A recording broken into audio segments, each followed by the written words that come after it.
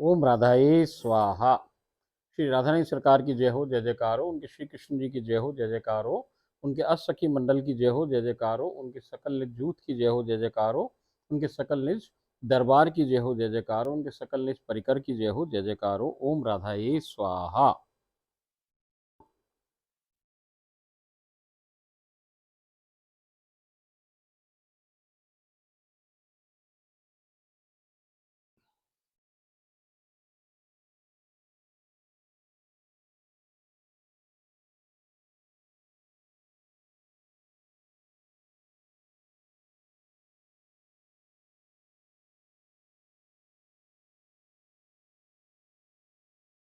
ओम राधा।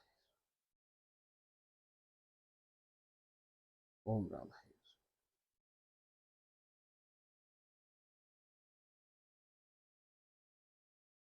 जय श्री राधे, राधे राधे। देखो सरकार, अजब अनोखी दुनिया में हम लोग रह रहे हैं।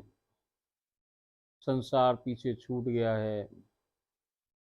अब ये छाया शरीर को भी भूल जाओ कि साहब ये यहाँ पड़ा हुआ है, पड़ा रहने दो साले को। अपन तो उसकी सेवा में सतत लगे हुए हैं सरकार। हम तो उसके परिकर हैं। अब परिकर हैं तो भैया उसके संग ही रहें, वहीं रहें। अब ये जो छाया शरीर है ये भी यहाँ संसार में रहे तो भैया इसके संग भी इरादा रहे यहाँ वाली। आपका घर अपना घर ही नित्य वृंदावन है, नित्य गोलोक है। सरकार देखो, इन लीलाओं में प्रवेश वही प्राप्त कर सके। ये जीव की सामर्थ्य नहीं है सरकार। ये राधा रानी की कृपा है जो कि आप और हमको ही प्रवेश करा सके सरकार। हमको परिकर बनाए जब ही हम इसमें प्रवेश प्राप्त कर सके सरकार। कोई कछु कहे कि भाई लीलाएं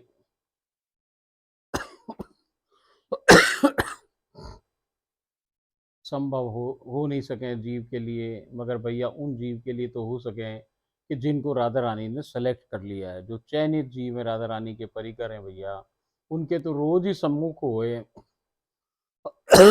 रोज वहाँ घटित हो। तो आज भी अब ये घटित ही तो हो रही है। आप भी वहीं हो, हम भी वहीं हैं, अपन सब वहीं बैठे हुए हैं। तो अपने सामने जो लीलाएं घटित हो रही हैं, ये कोई अलग थोड़ी हो रही है। कोई हमको, हम केवल सुन ही रहे हो जब तो बात अलग है। हम सुन तो रहे ही ना है, हम तो उसमें प्रवेश प्राप्त कराए जा रहे हैं। हम तो उसके भाग ले रहे हैं। जैसे भाई दो फर्क हुए। एक तो हो नाट पिक्चर, आप पिक्चर हॉल जाओ, पिक्चर हॉल जाओ। तो आप दर्शक की कुर्सी पे बैठ जाओ। अब कुर्सी पे बैठ जाओ और फिल्म चले तो आपको फिल्म का आनंद तो पूरा आ रहा है। आप इन्वॉल्व भी हो गए उसमें। अच्छा सीन आए तो अब हंसो, उसमें कोई बुरा सीन आ जाए तो भैया रो भी। इन्वॉल्व हो जाओ। कोई खराब बात आए तो आपको क्रोध आए, और अच्छी बात हुई तो आप में प्रसन्नता की वो हो। मगर आप उसके बाहर से देख रहे हो, आप उसका हिस्सा ना हो, उस पिक्चर का हिस्सा ना हो। उस पिक्चर में तो जो उसकी कास्ट है वो हिस्सा है। अब वो सब झूठा जैसे हो रहा है वहां तो।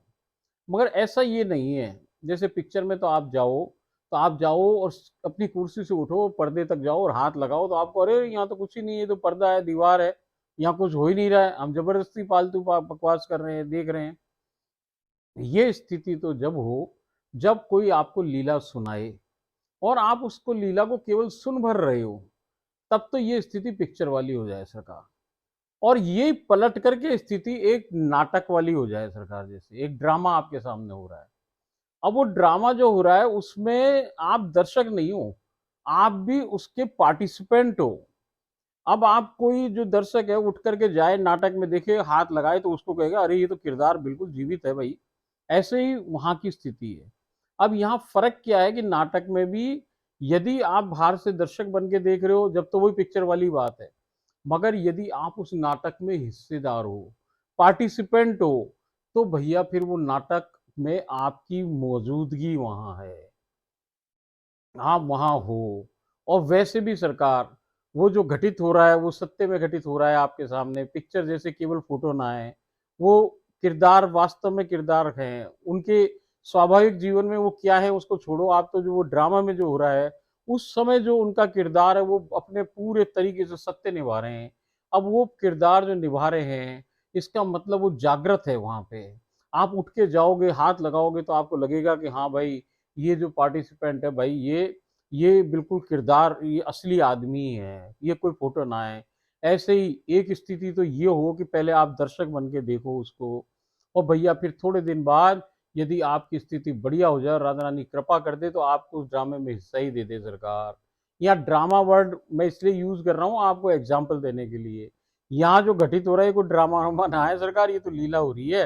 मगर मैं आपको समझाने की बात के लिए एक एग्जाम्पल के तौर पे बता रहा हूँ कि भैया ये जो यहाँ नाटक हो रहा है ये असली है, और एक दिन आप इसमें हिस्सेदारी करने लग जाओ तो भैया फिर अब आप उस लीला में शामिल कर लिए गए। तो शुरुआत कैसे हो कि जैसे गीता बावरी की हुई कि ये बाहर खड़ी देख रही थी कि यहाँ क्या घटित हो रहा है, और थोड़े दिनों बाद भैया ये उनके अंग संग हो गई। अब वो उनको नहला भी रही है, धुला भी रही है, तैयार भी कर रही है, सब कर रही है, अब ये उसके अंदर शामिल कर ली गई उस लीला में। ऐसे ही सरकार, आप भी इस लीला में शामिल हो।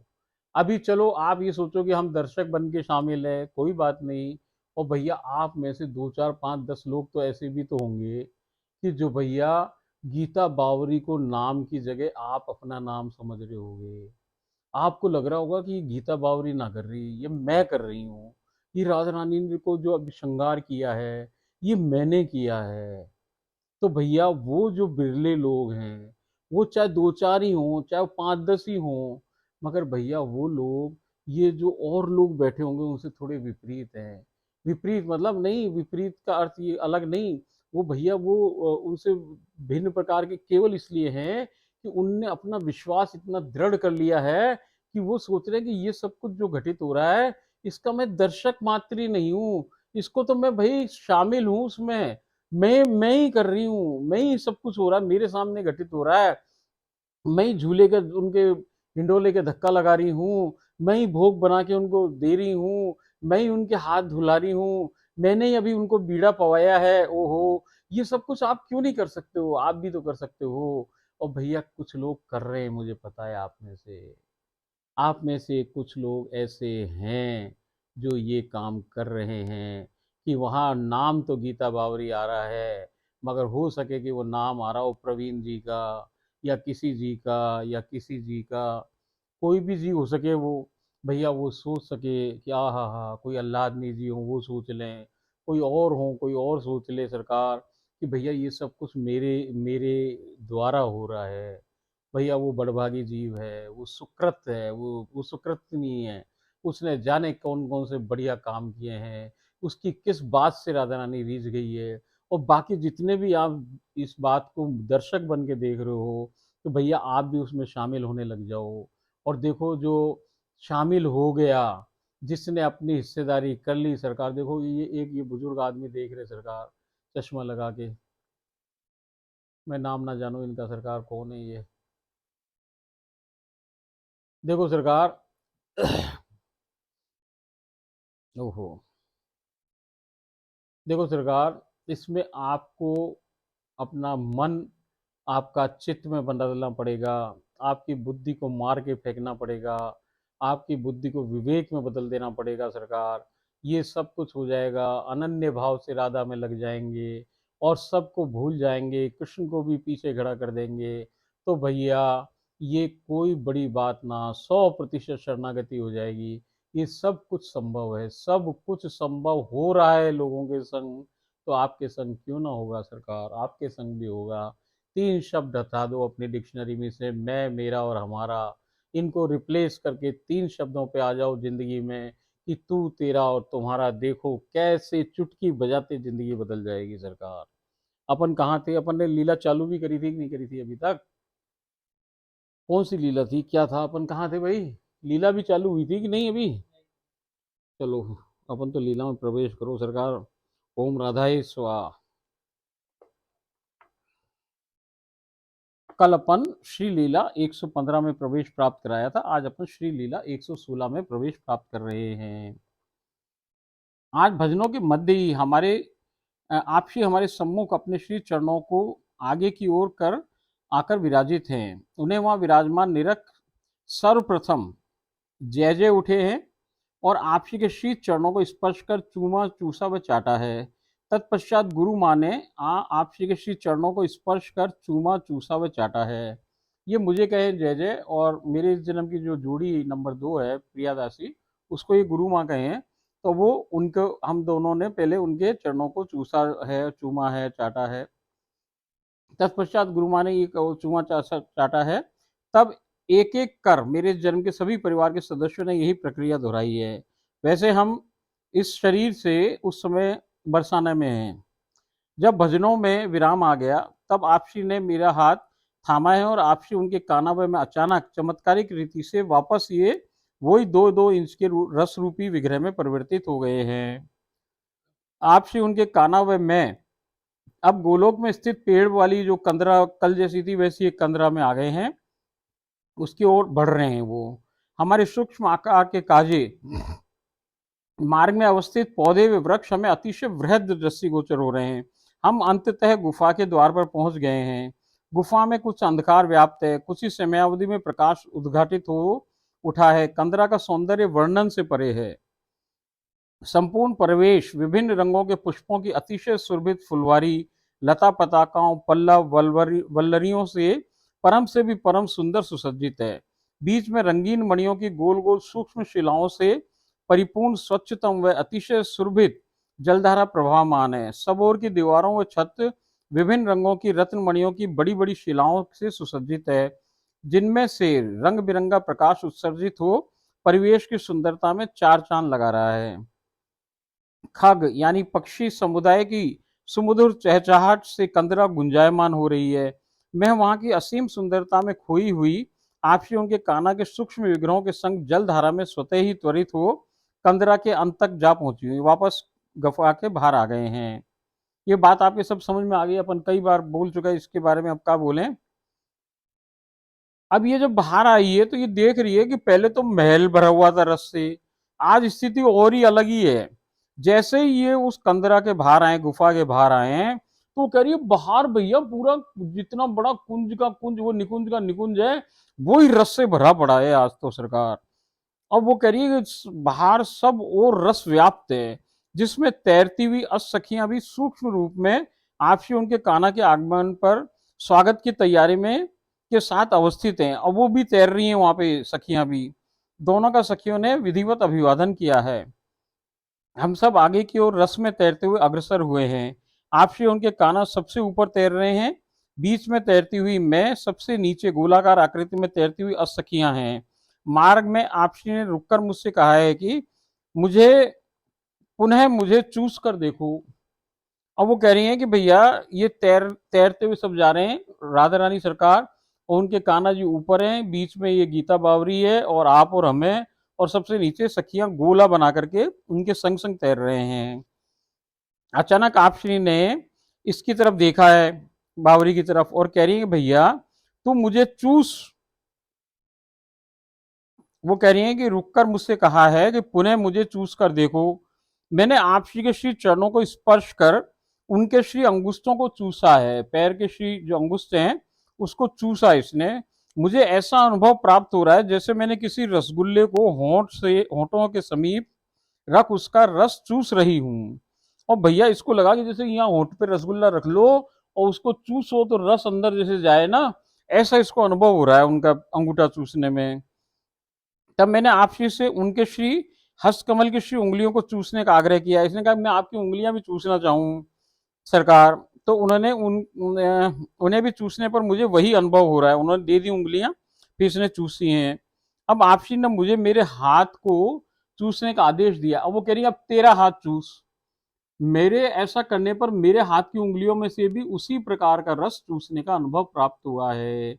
आपसी मुझे बता रही हैं कि आसपास दृष्टिगोचर हो रहे संपूर्ण पौधे, वृक्ष, फूल, लता पताकाएं, पल्लव, वल्लरियां सब रस से परिपूर्ण हो रसरूप ही हैं। तभी एक पुष्प को इंगित कर मुझसे कहा कि इसका भी रसपान करके देखो। मेरा ऐसा करने पर मैंने पाया कि उसमें भी रसगुल्ले के समान ही रस प्राप्त हो रहा है। आपसी ने मुझे अचानक चूमते हुए आलिंगनबद्ध कर लिया है।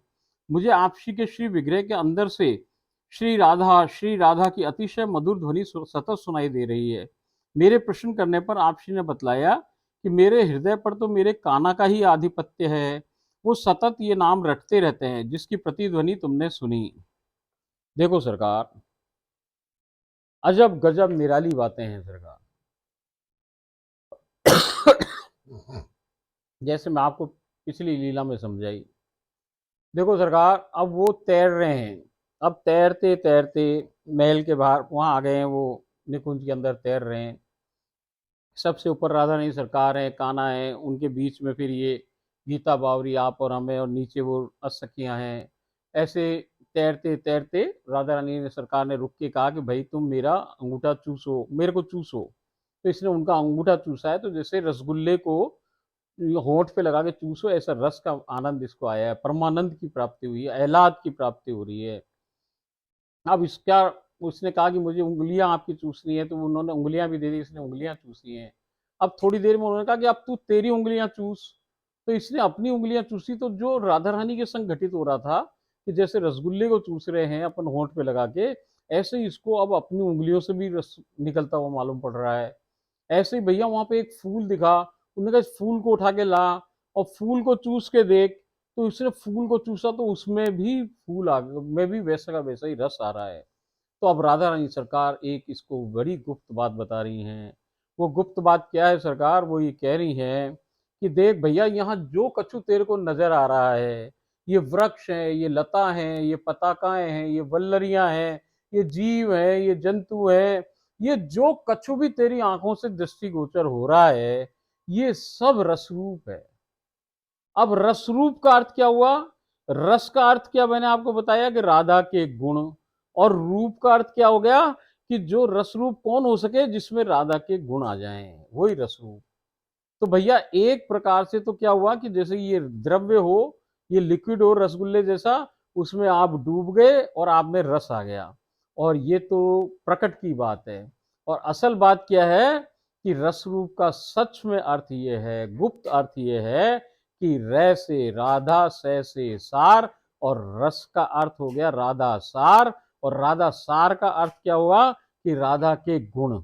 और जो राधा के गुण हैं वो किसी में आ जाएं, तो वो क्या हुआ कि वो राधा के गुण का रूपधारी हो गया, यानी अब वो रस रूप हो गया। तो रस रूप का वास्तविक अर्थ क्या हुआ कि जब आपके अंदर राधा रानी सरकार के गुणों का डेवलपमेंट हो जाए, आपके अंदर राधा रानी सरकार के गुणों का प्रवेश हो जाए, तो वो ये बता रही है कि जितना कछु पसारा तुझे दिख रहा है यहाँ, नित्य वृंदावन का, नित्य गोलोक का, ये कछु और ना सरकार, ये सारी सखी सहचरियां ही हैं। और ये जितनी सहचरियां मेरे परिकर किंकर है, कि कोई मंजरी है, कि कोई भैया दासी है, कि कोई क्या है, कोई क्या है, ये जो कुछ भी है, ये जो कुछ भी परिकर है, ये सब के सब रस रूप हैं। यानी कि यहाँ पे राधा के अलावा कछु ना है सरकार। राधा के गुण होना यानी राधा होना। और राधा होने का अर्थ यहाँ स्वरूप से नहीं है, गुणों से है। कि भैया यहाँ के रूप तो सबके अलग हैं, राधा जैसा कोई ना, राधा तो अद्वितीय है, वो दूसरा कोई हो ना सके राधा जैसा। मगर भैया गुण सब में राधा के एक जैसे पैदा हो रहे हैं। वो अनंत गुणों की खान है, मगर उसमें से थोड़े थोड़े थोड़े थोड़े गुण सब में है। अब जिसमें ज्यादा गुण है वो उनके ज्यादा नजदीक है सरकार। और जिसमें गुणों को वो बढ़ाती जा रही है, जैसे असखियां है, ये तो राधा ही है। कान्हा कौन है? ये भी राधा ही तो है। ये सब तो परिपूर्ण ही है रस से भैया। मगर जो उनकी सहचरियां हैं, अंतरंग सहचरियां हैं, जो उनकी नित्य और निज सहचरियां हैं, वो भी भैया राधा के बहुत सारे गुणों को उनका अंदर समावेश है।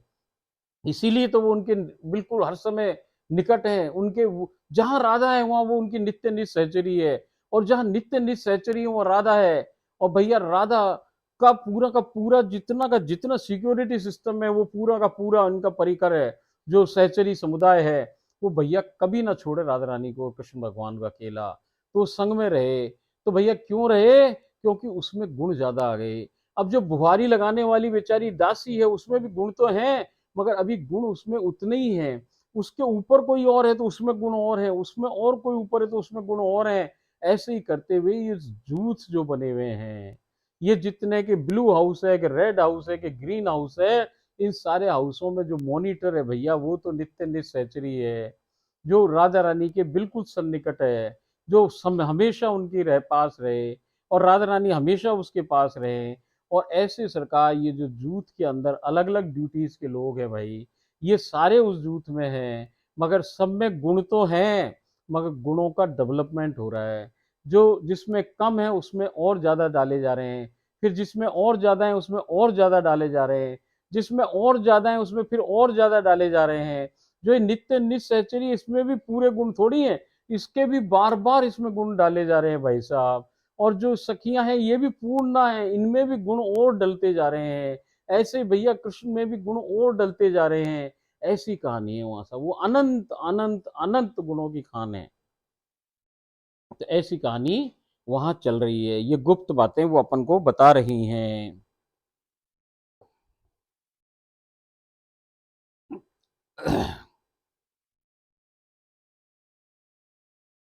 अब इसमें बीच में इन्होंने एक नई बात और बताई थी, वो ये बताया था कि जब वो उनको आलिंगन बद्ध कर रही थी तो राधा रानी को उसने कहा कि आपके भीतर से आवाज आ रही है, श्री राधा, श्री राधा, श्री राधा, श्री राधा, ये कहाँ से आ रही है? तो वो कह रही है भैया कि ये जो मेरा हृदय कमल है, इसका स्वामी तो मेरा कन्हैया है, ये जो मेरा श्री कृष्ण है, ये इसका स्वामी है भैया मेरे हृदय का। ये इसमें विराजा रहे पूरे टाइम, और ये मेरो ही नाम को जप करे। तो ये जो जप हो रहा है ना अंदर मेरे हृदय कमल में बैठा हुआ कान्हा जो जप कर रहा है, उसकी प्रतिध्वनि तेरे को सुनाई पड़ रही है।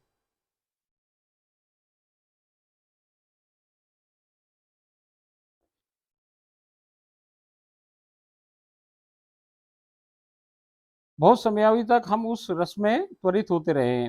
तब आपसी ने अपने कान्हा से कहा कि क्या आज राज संपादित नहीं करेंगे? आपसी के कान्हा ने मुस्कुराते हुए कहा कि जब हम तुम साथ में हैं तो सतत ही राज घटित होता रहता है। देखो सरकार, वो क्या कह रहे हैं कि भैया जब मैं और तुम संग में ही है तो सतत ही रास हो रहा है।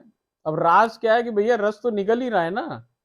अब ये बात को, गुप्त बात को वो उजागर करके राधा रानी को कह रहे हैं कि भाई रास कोई नाचने की प्रक्रिया को रास ना कहा जा रहा है यहाँ, कि भैया केवल नाचो, कोई ध्वनि आपके ये संगीत गीत संगीत हो रहा है और लोग घूम रहे हैं, राधा कृष्ण घूम रहे हैं, उनकी सखी सहचरियां घूम रही हैं, उनके सारे परिकर घूम रहे हैं, नाच रहे हैं, यही रास ना है। ये तो वो प्रक्रिया हो रही है, ये जीव को घुमाया जा रहा है, और घुमाते घुमाते जीव को ऐसा कर दिया जा रहा है कि उसके अंदर रस डाला जा रहा है। रस डालने की, भाई रास का अर्थ क्या है कि जिससे रस पैदा हो जाए, और रस का अर्थ क्या है कि राधा के गुण पैदा हो जाएं, और राधा के गुण किसको मिल जाएं? जब आदमी जीव को मिल जाए तो वो रस रूप हो जाए सरकार। तो कह रहे हैं ऐसा कोई समय ही ना आए कि आप तुम्हारे, जब हम और तुम संग में हैं, वहां पे रास घटित ना हो रहा हो।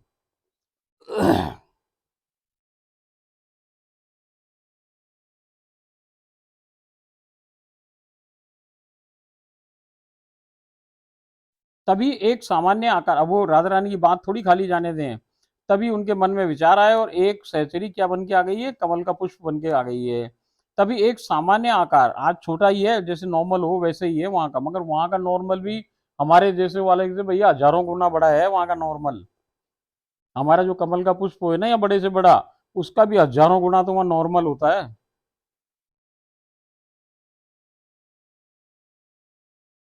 तभी एक सामान्य आकार प्रकार का अतिशय सुंदर कमल पुष्प तैरता हुआ वहां अवस्थित हो गया है। आपसी उनके काना उसके ऊपर अपने स्थान पर पहुंच गए चढ़कर। आपसी ने मुझे भी वहीं ऊपर खींचकर अपने समीप अवस्थित कर लिया है। सखियां नीचे वाले दलों पर अपने नियत स्थान पर अवस्थित हो गई हैं। कमल पुष्प स्वतः ही अपनी धुरी पर गोलाकार आकृति में घूमने लगा है। आपसी के काना आपसी ने उनके काना के कमर बंद में अवस्थित अतिशय सूक्ष्म, अद्भुत व अतिशय चमकीली बांसुरी निकाल मुझे थमा दी है। ओहो, देखो सरकार, अब वहां वो कमल आ गया है, और कमल आने से राधा रानी सरकार और उनके कृष्ण जी 2-2 इंच के जो हैं, वो भैया चढ़ के ऊपर पहुंच गए कमल के पेड़ फूल पे। ओहो, हे राधे।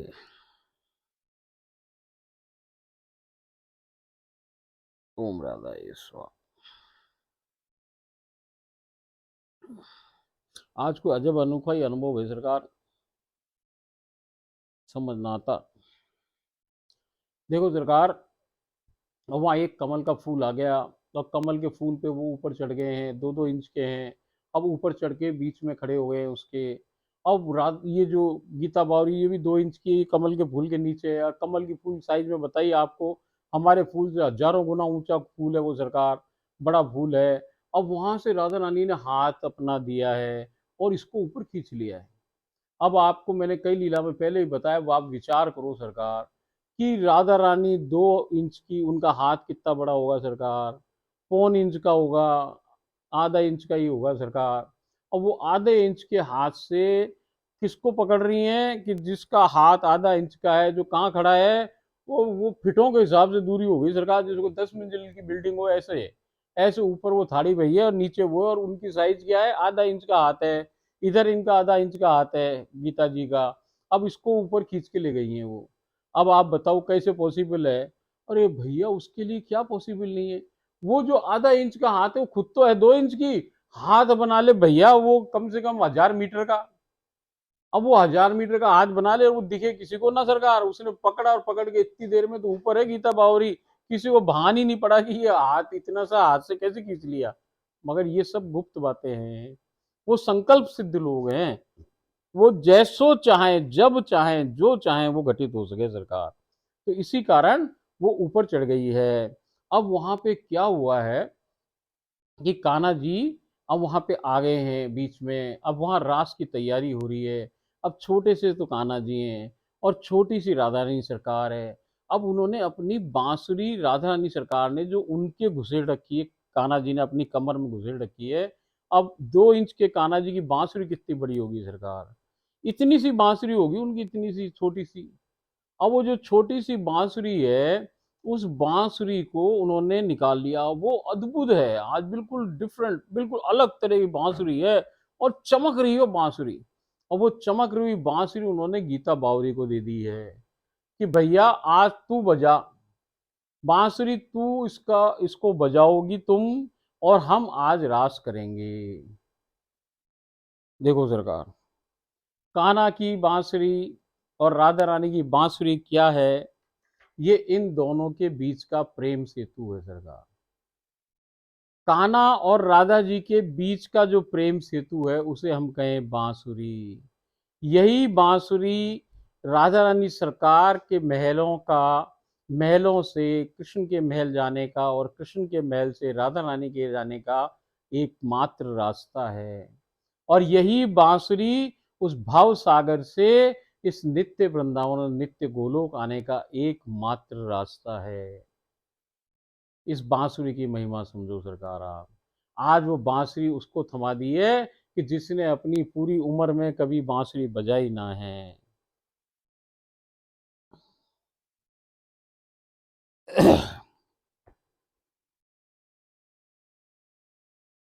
आप श्री ने उनके काना के कमरबंद में अवस्थित अतिशय सूक्ष्म, अद्भुत व अतिशय चमकीली बांसुरी निकालकर मुझे थमा दी है। वो कह रही हैं कि आज बांसुरी वादन तुम करोगी। मैंने बिना सोच विचार किए बांसुरी ले वादन प्रारंभ कर दिया है। पहले धीमे स्वरों में, फिर तीव्र धुनमय गति से वादन गुंजायमान हो उठा है। मैंने कभी पूर्व में बांसुरी वादन नहीं किया है, परंतु मैं हतप्रभ हूँ कि कितना सुमधुर और संपूर्ण सुर ताल व लयबद्ध बांसुरी वादन घटित हो रहा है। आपसी के काना कभी आपसी की कटी भाग से थाम कर पवन के सुपुर्द कर पुनः अपनी भाव में थाम रहे हैं। कभी श्री उंगलियों पर, कभी हथेलियों पर, कभी एक श्री हस्तकमल से उछालकर दूसरे पर झेल रहे हैं, कभी एक सी उंगली से दूसरे को थाम रहे हैं। सब क्रियाओं के मध्य घूमते हुए आपसी का रास सतत विद्यमान है। कभी आपसी के काना भी पवन में उड़कर आपसी को आलिंगनबद्ध कर रास कर रहे हैं। आपसी उनके काना पुष्प के मध्य भाग पर रासरत हैं।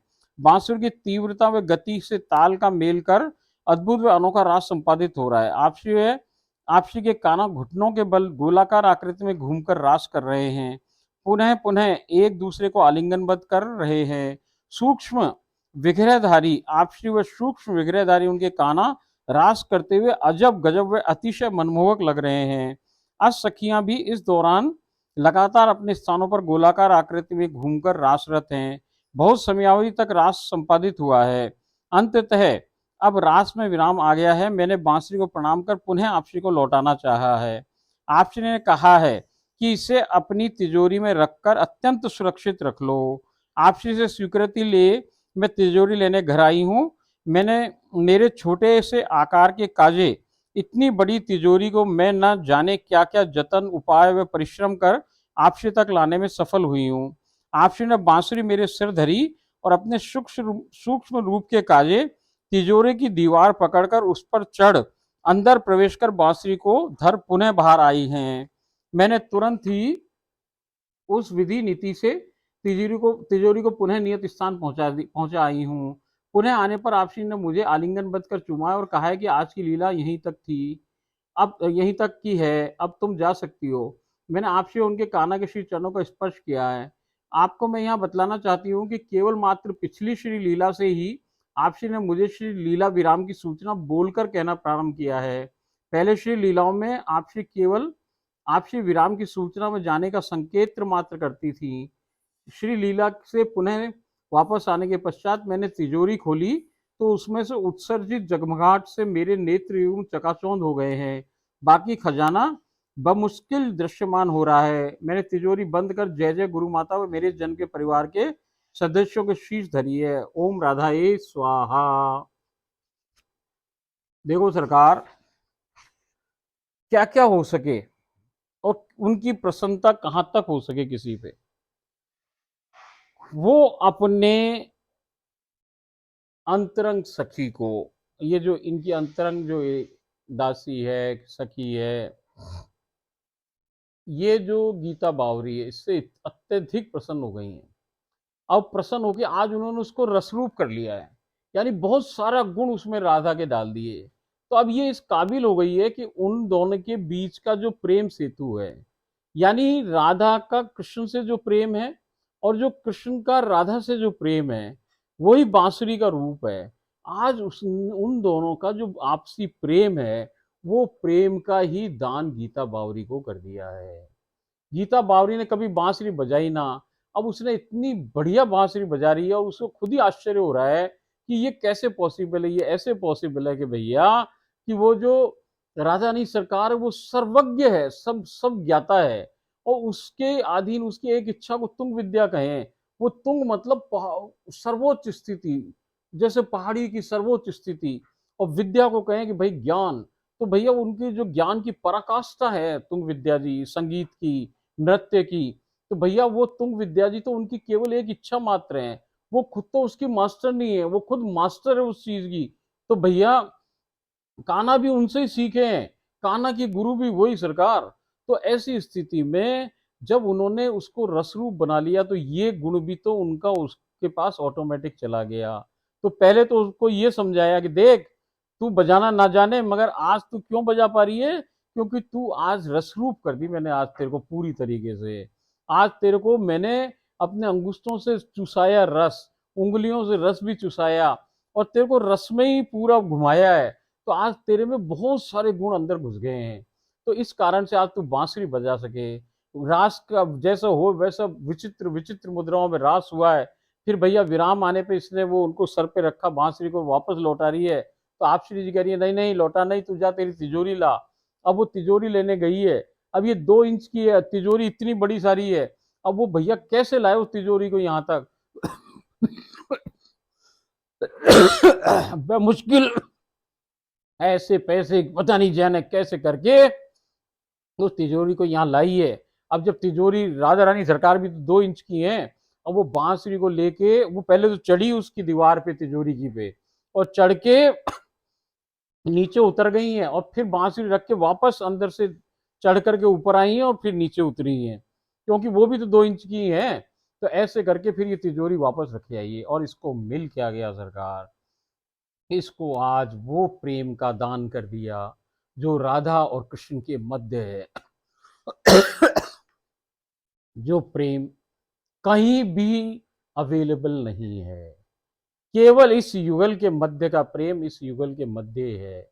ये अद्वितीय है, अनोखा है, ये भैया उपलब्धि नहीं हो सकता है कहीं। ऐसा प्रेम का दान आज उसको कर दिया है राधा रानी सरकार ने। ये जब घर आई, इसने वो जो बांसुरी है उसको उसमें रखा है, तो इसकी इच्छा हुई कि मैं देखूं। इसने अपनी आंखों से उसको देखने की कोशिश की है सरकार। जैसे ही इसने उसको खोला है तो भैया इतना प्रकाश उसमें से आ रहा है कि इसकी आंखें चकाचौंध हो गई, इसको कुछ ना नजर आ रहा। इसको और पूरा कुछ दिख ही नहीं रहा है, क्या क्या सामान इसके अंदर है। इसने उसे पुनः ताला लगा दिया है और भैया हम बरसाना में हैं, हम वहीं हैं, हमारे सर पे इसने धर दी है दोनों के, फिर अपने परिवार वालों के धर के।